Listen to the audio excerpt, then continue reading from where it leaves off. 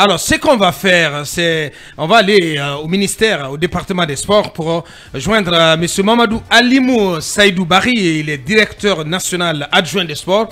Nous allons l'entendre sur cette situation, mais aussi annoncer à travers lui les couleurs de ce grand gala de boxe qui se tiendra à Conakry les 15 et 16 décembre prochains. Talibé, donc ceci nous amène à évoquer ce gala de boxe en attendant que Ibrahim Babin Diallo réussisse à nous joindre monsieur Mamadou Alimou Saïdou Bari. Oui, un gala de boxe qui va faire de Conakry le cœur battant de la boxe à la mi-décembre, ouais. Puisqu'il y a plusieurs activités qui sont greffées justement à ce gala de boxe.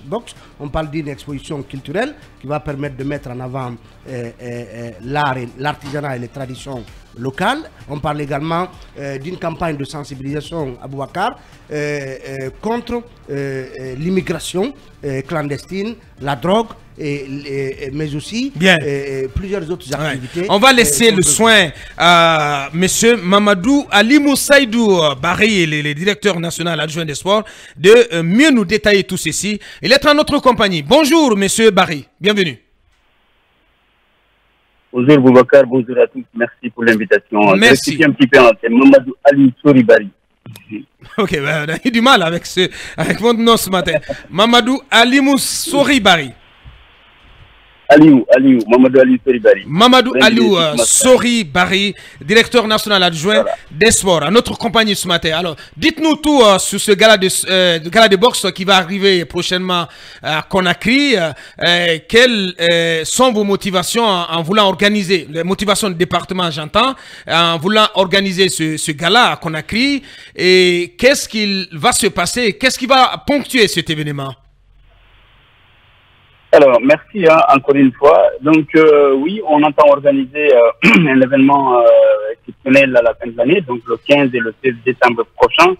C'est un gala de boxe d'envergure mondiale qui fera participer, si vous voulez, des boxeurs qui viennent un peu partout à travers le monde. Parce qu'en gros, ça c'est le bien. Si aujourd'hui, au sommet de la boxe mondiale, il y a beaucoup de boxeurs d'origine africaine qui sont champions de toutes catégories confondues, qui se produisent dans les plus belles places du monde, et qui reste qu'en Afrique, on n'a pas de boxeurs professionnels à proprement parler. Parce que la boxe professionnelle, elle n'existe pratiquement pas. Alors, nous, en tant que département en charge des questions de sport, nous avons pris cette initiative pour faciliter, si vous voulez, la professionnalisation de la boxe à travers l'Afrique, en faisant en sorte que la Guinée devienne le carrefour. Et nous bénéficions aujourd'hui d'un accompagnement de la part des fédérations internationales, et particulièrement la WBA, qui organise régulièrement des galas pour lutter contre la drogue, pour lutter contre le banditisme, dénommé KO à Las Drogas. Ils ont l'habitude d'organiser à Las Vegas ou encore à Miami. Maintenant, pour une fois, ça sort des États-Unis pour que ça soit organisé en Afrique et particulièrement en Guinée.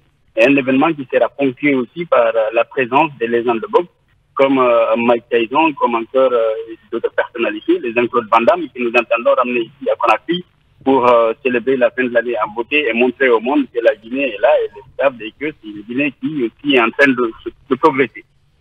Bien, oui, Talibé Bari. Oui, qu'est-ce qui est notamment prévu au menu? C'est quoi? Parce qu'il n'y a pas que cette partie de boxe, il y a d'autres activités qui sont annexées à ce gala de boxe. Oui, effectivement, vous savez, déjà, ce n'est pas que le gala, comme vous avez dit, il y a aussi un concert que nous entendons produire le vendredi 15 décembre. Maintenant, quand on dit un gala de boxe, il y a une dizaine de combats qui vont avoir lieu dans la soirée. Et vous savez, quand on organise un gala de boxe, il y a tout un tas de choses autour. Il y a une conférence de presse qui va être organisée, il y a une pesée des boxeurs qui va être organisée, il y a des shadows qui vont être faits et aussi des walkouts. C'est vraiment un programme pratiquement sur toute la semaine qui pourra être déroulé. Et donc, avec la présence de ces différents acteurs que je viens d'évoquer. Et aussi, et surtout, je pense que beaucoup ont suivi récemment le combat que Tyson Fury a livré du côté de Riyad avec Francis Ngannou. Eh bien, nous sommes en train de tout mettre à l'œuvre pour ramener Francis Ngannou. On se rend compte qu'il a beaucoup de fans à Conakry et qu'il puisse donc profiter de l'occasion de dire bonjour à l'Afrique à travers la Guinée. Bien dit. Monsieur Mamadou Aliou Soribari, directeur national adjoint des sports, en direct sur Film Guinée. Oui, Ibrahima Sourli, consommant. Ce qui me retient de l'événement, c'est le nom de Mike Tyson, qui est la légende vivante de la boxe mondiale. Bien entendu. Et aussi Jean-Claude Van Damme, ce grand acteur cinéaste qui a bercé notre enfance. Est-ce qu'il y aura au moins un petit combat entre le ministre Béa et Van Damme, ou un combat entre le ministre Béa et Mike Tyson? C'est d'ailleurs notre champion également.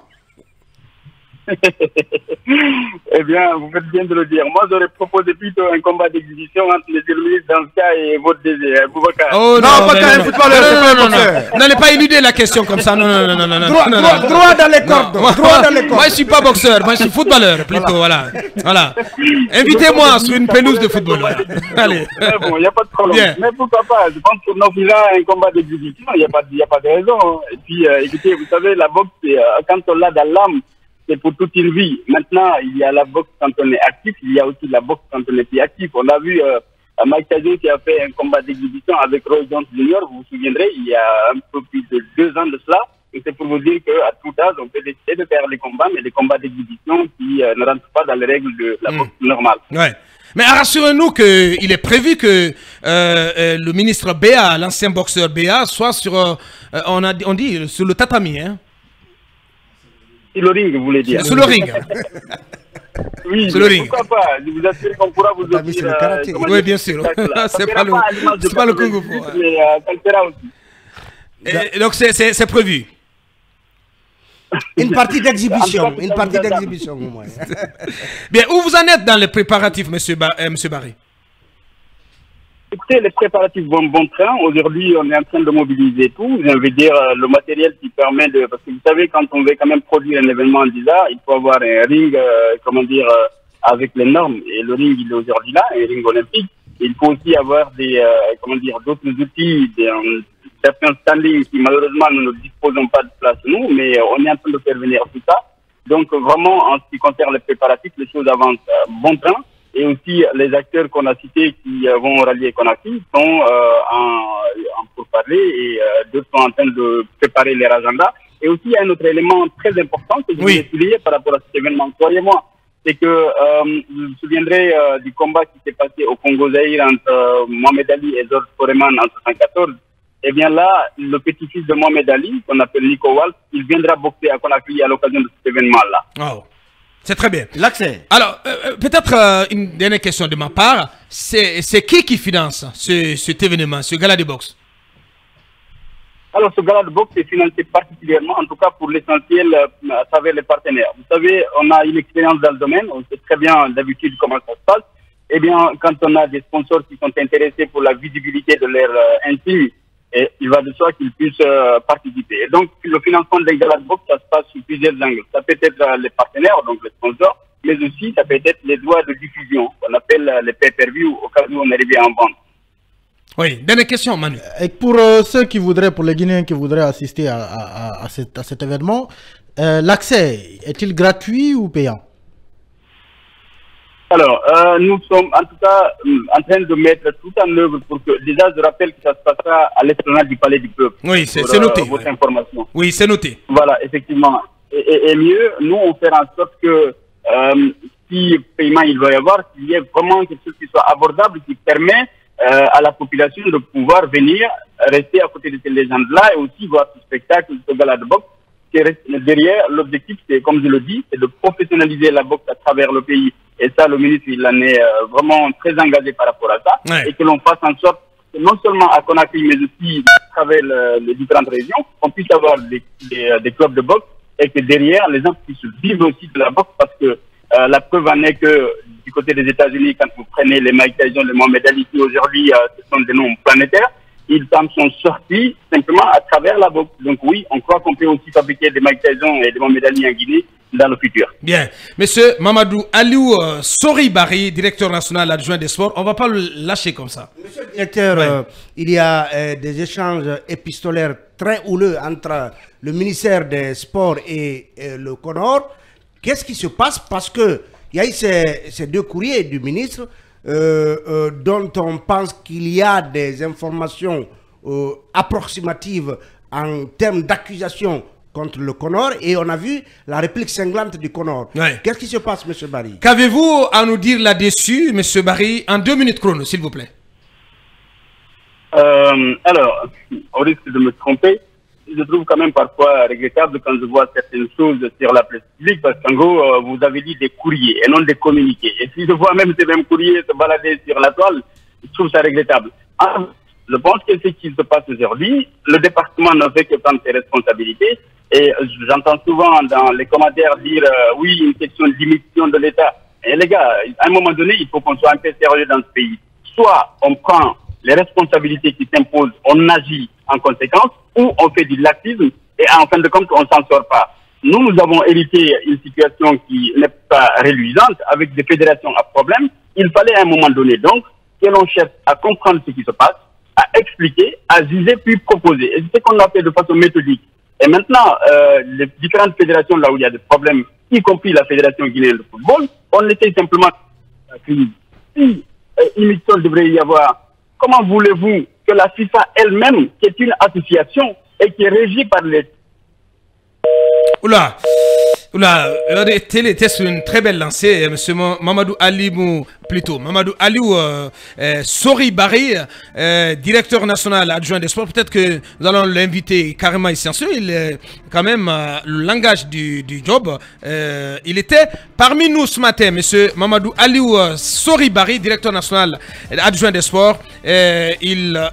On l'a questionné sur ce gala de boxe à venir dans la capitale guinéenne. Ceci nous conduit à la première grande pause dans Mirador. On va donc revenir pour évoquer d'autres sujets, notamment cette interpellation du CNRD à l'endroit des journalistes qu'il a nommés. Le CNRD pas content, ou on va le dire comme ça, mécontent des journalistes qu'il a nommés à différents postes. On parla aussi de cette condamnation infligée au coordinateur national de la Mamerie, M. Mohamed Lamine Doumbia, ancien ministre du budget, condamné à Paris donc suite à une plainte de M. Ansoumane Kamara, ancien conseiller de l'ancien Premier ministre Kassori. Et un peu plus tard, il sera question dans les grandes largeurs du procès du massacre du 28 septembre. Nous sommes de retour dans quelques minutes. De retour sur nos antennes, M. Mamadou Aliou Sori Barry, directeur national adjoint des sports. Il est temps directeur de nouveau Talibé Barry. Monsieur Barry, vous étiez en train d'expliquer pourquoi ces courriers du ministre des Sports, dans un premier temps au Conor et ensuite à la FIFA, sur des griefs que le ministère a concernant la gestion de l'équipe du Conor. Et vous parliez de responsabilité à prendre. À un moment donné, vous pensez qu'il revient au ministère, au département, de prendre ses responsabilités, toutes les siennes? Oui, effectivement, si vous voulez, permettez-moi de faire un petit récap rapide par rapport à ce procès, parce que c'est extrêmement important que les uns et les autres se ressaisissent et qu'ils sachent vraiment ce qui se joue. Alors, le Conor a été mis en place pour une période de 6 mois. Et il se trouve que après ces 6 mois, on parle de prolongation en prolongation. Et nous, quand on est arrivé, ce qu'on a fait, c'est ce que j'expliquais tout à l'heure, on a trouvé un Conor qui limite ne parlait même plus avec les membres statutaires de la Fédération guinéenne de football, ce qui était tout à fait dangereux. Et nous avons essayé de rapprocher les positions pour leur dire s'il y a des inimitiés entre les uns et les autres, ça c'est une chose. En revanche, ici, ce qui nous intéresse, nous, aussi longtemps que nous avons la responsabilité de définir et de conduire la politique nationale du sport, c'est de vous appeler à la raison pour que l'on aille à l'essentiel. Faire en sorte que les missions qui ont été assignées au Conor puissent être exécutées, et particulièrement l'organisation de ce congrès. C'est ce qui fut fait. Vous avez vu, et la CAF et la FIFA, eux-mêmes d'ailleurs, il faut le rappeler, ça c'est leur principale préoccupation. C'est de l'intérêt de la FIFA aussi, d'avoir à la tête de cette fédération un comité exécutif légal et légitime. Donc, il ne faut pas faire croire qu'il y a une sorte de discordance entre la FIFA et les États. Au contraire, c'est une sorte de complémentarité. La FIFA elle-même, c'est une association qui est régie par les textes d'un État qu'on appelle la Suisse. Et les fédérations que nous avons ici, il faut bien le noter, elles sont là parce qu'elles ont reçu un agrément et une délégation de pouvoir de l'État. Il n'y a qu'un seul souverain dans un pays, c'est l'État. Et ça, c'est très important de le rappeler. Chaque fois, on parle, oui, immixtion d'un État, ceci ou cela. Non, ça n'a aucun sens.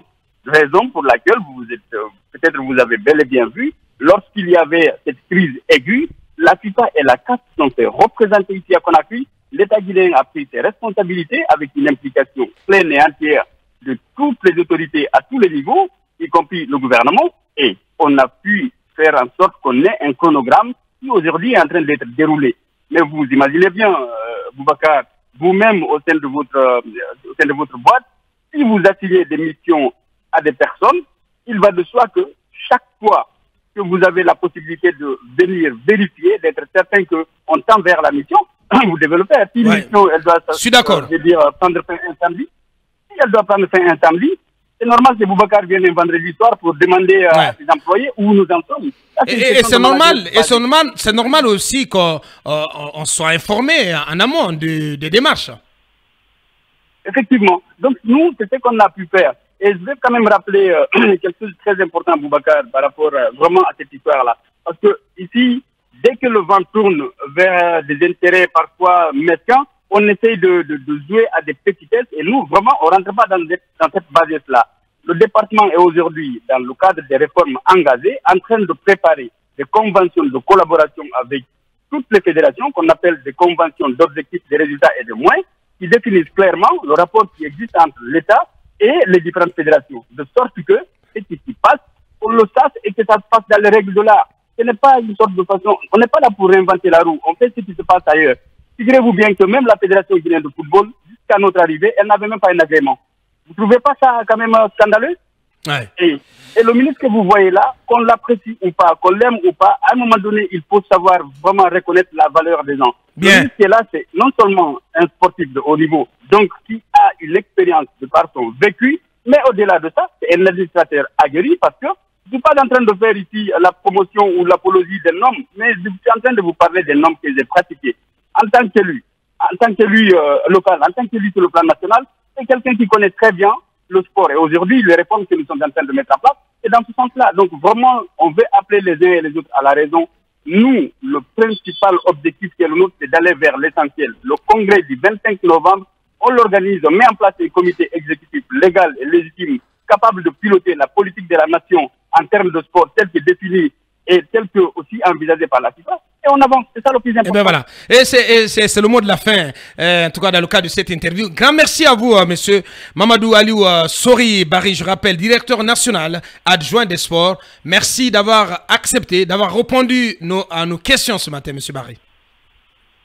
Je vous remercie, Boubacar, et c'est un plaisir. Ce fut un plaisir, ce fut un plaisir. Allons à l'essentiel. Voilà. Et je pense que j'ai l'impression que tout le monde est fatigué de cette crise voilà, qui a miné le football guinéen. Mirado continue, Bramba.